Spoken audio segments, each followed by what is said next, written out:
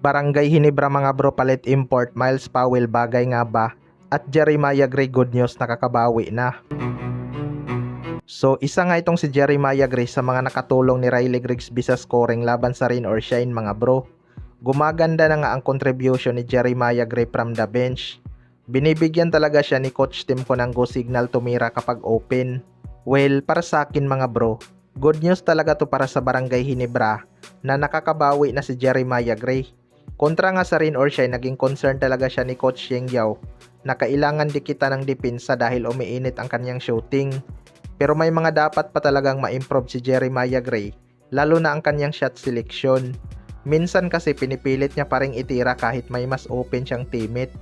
Ang maganda lang mga bro, gumaganda na nga ang spacing ng Barangay Hinebra kapag mainit sa labas si Jeremiah Gray.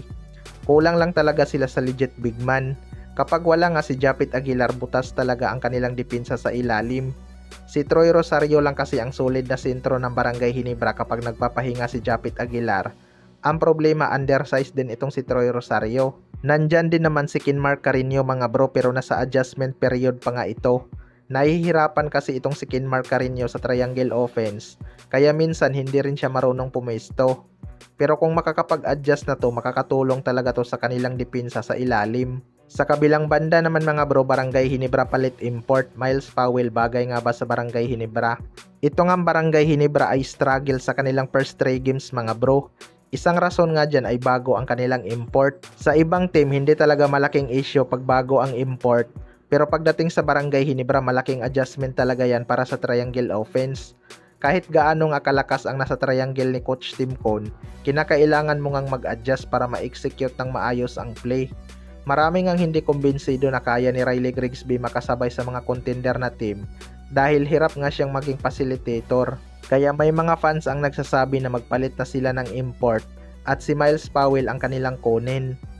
Well, para sa akin mga bro, kung talent lang ang usapan, mas magaling talaga si Miles Powell kaysa kay Riley Grigsby.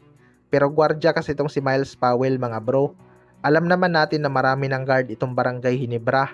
Kailangan nga nila ng multiple position na import mga bro, yung kayang maglaro ng forward at sentro kapag nag-small ball si Coach Tim Cone.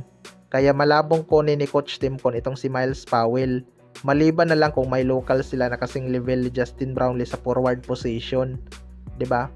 Yung trabaho ni Miles Powell, kayang-kaya naman kasi gawin ni Arja Barrientos at Scottie Thompson yan. Kung kukuha man sila ng bagong import, mas maganda yung forward na kayang magdala ng bola at gumawa ng play. Kaya abangan na lang natin yan. Kayo mga bro, ano masasabi nyo tungkol dito?